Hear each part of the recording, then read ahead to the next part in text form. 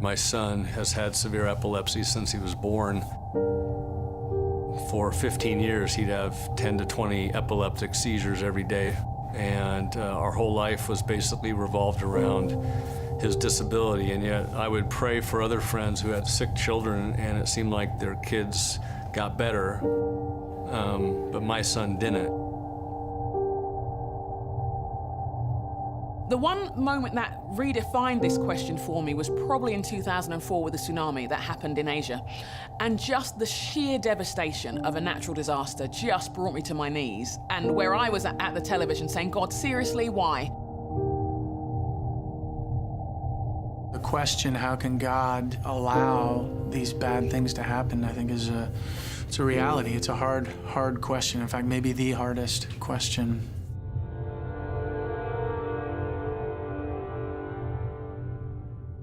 God allows humankind to make their own choices, and ultimately they can lead to some magnificent things. I mean, you have a look at the extraordinary things that human beings have been able to accomplish in the freedom and autonomy that God has given us.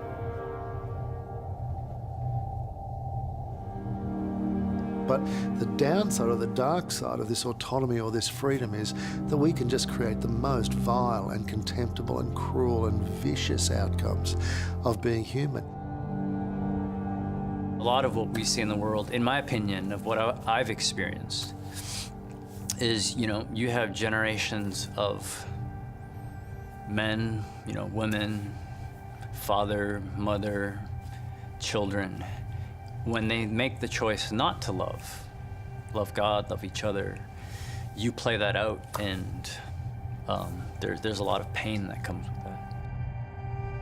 The suffering that comes from nature or earthquakes or hurricanes or things like that, I find harder to explain, and I guess you got to live with the mystery of it. I think the Christian answer is the best one. When you go out east into the Eastern religions, it doesn't make any sense of suffering at all. It's kind of like suck it up. It doesn't attempt to try and make sense of it or derive meaning. So the Buddhist answer, for instance, and I have great respect for Buddhism, the Buddhist answer says it's not real. Suffering has no reality. Well, I think you tell that to a suffering person, and I don't think it makes sense to them. The Christian answer actually doesn't answer everything, particularly when you're suffering, but it is the best one around, without a doubt. About 5 years ago, I was pregnant, and I heard the words that no mother ever wants to hear: your child is not going to live. On April 7th, 2008, I delivered a little girl who was alive when she was born. Her name was Audrey Caroline, and she lived for 2.5 hours. We loved her a lifetime's worth, that short amount of time. Watched her get her first bath and a little haircut. But later that night, when everyone was gone and it was just my husband and I alone with her, as time went on, we knew that we were gonna have to call a nurse to come in and take her. I had to hand my daughter to someone and watch her be taken away from me, knowing that I wouldn't see her again this side of heaven.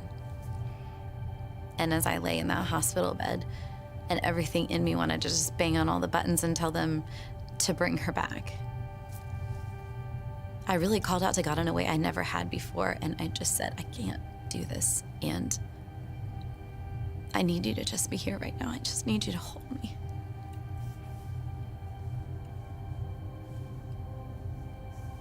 He did.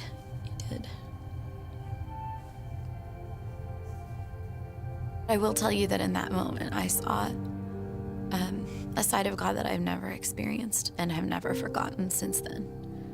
Just his faithfulness to one girl in a hospital room who was devastated.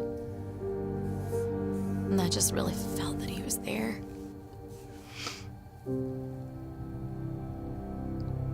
Sorry. When I talk to people about the stuff they've gone through, to be honest, for me, the best answer and the most appropriate response as a Christian, as a believer, is to cry too. to hold the hand and to weep too. And then to introduce them to someone who helps pull you out of a pit, and not in some weird, messed up, quick fix kind of a way. I get really annoyed when we Christians propose that as an answer, as like the quick inner box fix that changes everything. But there's a phrase, it's in one of the books of the Bible, which talks about, and it's this, it says, "I know my Redeemer lives." And that part of the Bible has always won me, because it talks about this person who buys back all that's been lost through your own helplessness, through violence, through your own foolishness. And that's who I met. Someone who helped me over years and blood, sweat and tears bring back what was lost. We have seen God use our son's sickness in amazing ways, and people have found faith in Jesus through his life. And I guess maybe God does use some people and their disabilities and their struggles to help other people to find God. You know, I do think, like, if there really is a heaven, and if what is said about heaven from the words of Jesus is true, and that my son will never be sick again, and someday I'll see him as this perfect body in this perfect form. And then Ryan looks at his life, and we all see the amount of people that have been influenced by his life. Am I going to argue with what God did? Probably not. I'll probably be thankful that he allowed our family, I guess, to struggle through. And yet, why does he just help other people? I don't know, but I'm glad he does. I'm glad he just helps. I'm glad that no matter what we see, apparently God has some plan for that. We see that God actually comes to the planet. He actually lives among us so that he understands our suffering, our hurt, our pain. He understands it all. Then Jesus dies on the cross, and in the mystery of faith, all the junk of the world, all the junk that's in our hearts, all the junk that's in our relationships, all of that junk dies with him. So in the Christian worldview, God doesn't leave our world in the state that it is, but actually is seeking to heal it and bring us back. We feel as though we're in this battle. And really what we need in the midst of that battle is a hero to step in for us. The hero, obviously, is God. I believe that God considers those who struggle with him to be heroes also. In fact, I would go so far as to say that those of his children who struggle against all of these terrible things that we see in the world are cheered on by the population of heaven. And if they should die in their struggle, I believe they get a hero's welcome when they meet him.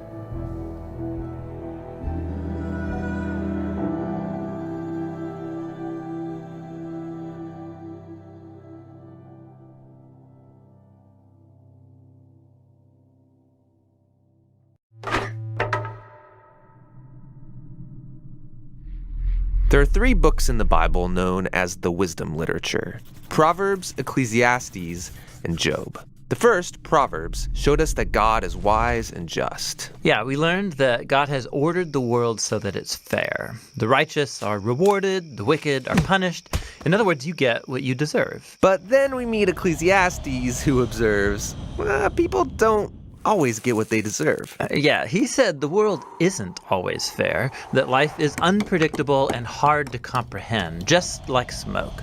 And this makes you wonder, okay, well, is God wise and just? Exactly. And so it's that question that is being explored in the final book of wisdom, Job. All right, let's dive in.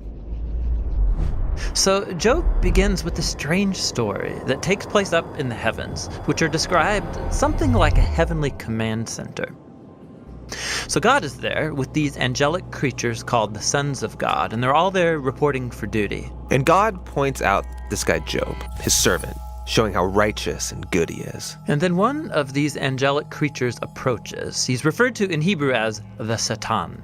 The Satan. Who is this? Well, this word is actually a title, which literally means the one who is opposed. So out of this whole crew, he is the one questioning how God is running the world. And he proposes that Job might not actually love God, that he's only a good person because God rewards him. If God were to take away all of the good things he gave to Job, then we would see his true colors. So he thinks Job is just working the system? That's exactly right. Maybe he's obeying just to get what he wants. So God agrees to this experiment and allows the Satan to inflict suffering on Job. And Job loses everyone and everything that he cares about. It is devastating. And remember, he deserves none of this. God himself said so. The remarkable thing is that in the midst of all this suffering, Job still praises God. At least for chapters 1 and 2. But then in chapter 3, we find out how he's really feeling inside. He unleashes this poem that reveals this devastation. It's a long, elaborate curse on the day that he was born. After this, some of Job's friends come to visit him to offer their help. And all of them are like, Job, you must have done something horribly wrong to deserve this. After all, we know God is just, and we know the world is ordered by God's justice and fairness, so you must be getting what you deserve. And for the next 34 chapters, the friends and Job go back and forth in very dense Hebrew poetry. His friends keep speculating about why God might have sent such suffering, and they even start making up lists of hypothetical sins that Job must have committed. But after each accusation, Job defends his innocence. And Job is innocent. He is. He's also on an emotional roller coaster. At some moments, he's very confident that God is still wise and just. Yeah, in other moments, he's doubting God's goodness. He even comes to accuse God of being reckless, unfair, and corrupt. So by the end of the dialogues, Job demands that God come and explain himself in person, and God does so. He comes in the form of a great storm cloud. Now, God doesn't give Job a direct answer. He doesn't tell Job about the conversation with the Satan. Yeah, he does something very different. He takes Job on a virtual tour of the universe.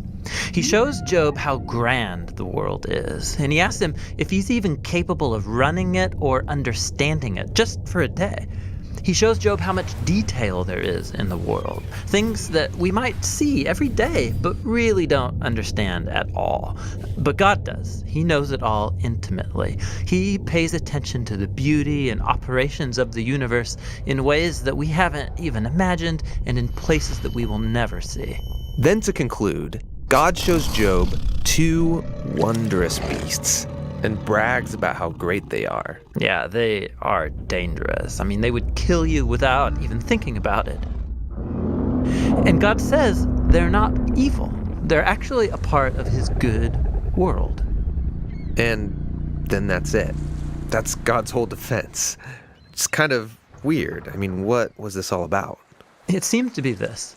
From Job's point of view, it looks like God is not just. But God's perspective is infinitely bigger. He's dynamically interacting with a whole universe of complexity when he makes decisions. And this is what God calls his wisdom. So Job asking God to defend himself is actually kind of absurd. He couldn't comprehend this kind of complexity even if he wanted to.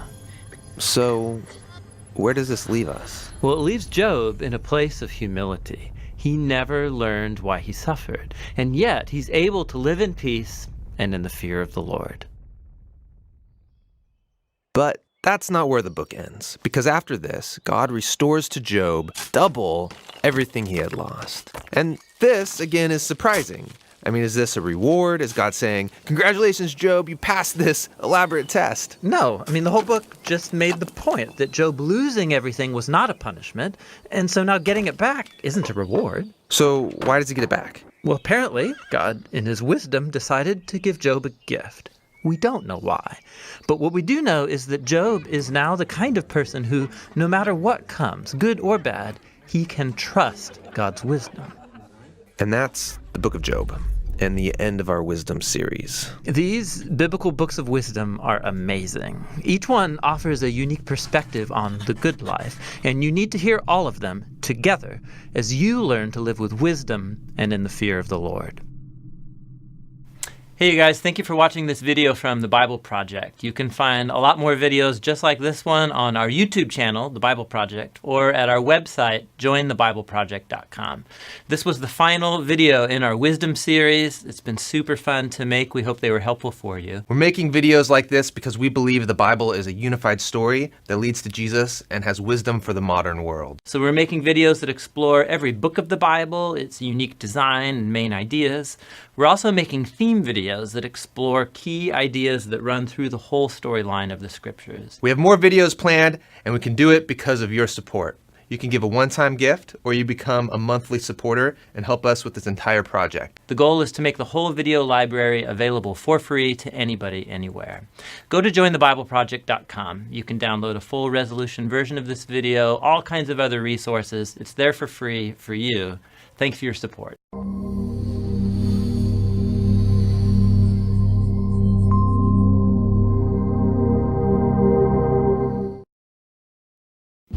Trust God. Two single-syllable words that you have heard forever, but you will discover as time passes how difficult they are to obey. Trust God. Of course, I have no way of knowing what the future holds for you. You may lose your home and everything in a fire. You may lose your spouse to an early disease, detected but not cured. You may lose your dreams, your hopes. You may lose a relationship that you have cultivated over the years. All losses are painful. We prayed just as hard for my father when his health went downhill as we did for my mother. We quoted the same scriptures. We asked God to restore his health, to let him live. But my father went to be with the Lord. It didn't happen the way I wanted. There will always be unanswered questions. Why didn't my loved one make it? Why am I not getting better? Why did this person leave? Some things are not going to make sense, but God wouldn't have allowed it if he wasn't going to bring good out of it. You may not see it at the time, but God knows what he's doing. He has your best interest at heart. It's not random, it's a part of his plan. Trust in the Lord with all your heart, and lean not to your own understanding. In all your ways, acknowledge him, and he will make your paths straight. All your heart, all your ways, trust. Trust. But what about when things aren't going our way? Our prayers aren't being answered. The problem isn't turning around. We're not seeing favor. Too often we get discouraged. Think, God, why aren't you doing something? You can see I'm being mistreated. My health isn't good. I worked hard, but I didn't get the promotion. We think when it changes, we'll be happy. When I meet the right person, when my health improves, when we have this baby, then we'll have a good attitude. That's conditional trust. God, if you meet my demands, if you answer my prayers the way I want, on my timetable, then I'll be my best.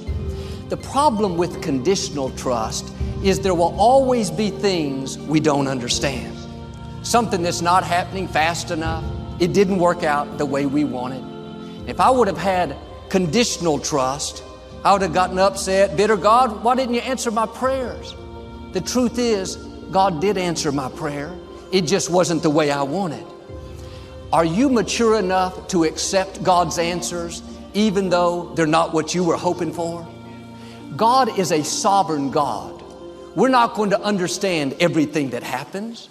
Faith is trusting God when life doesn't make sense. God doesn't take us in a straight line.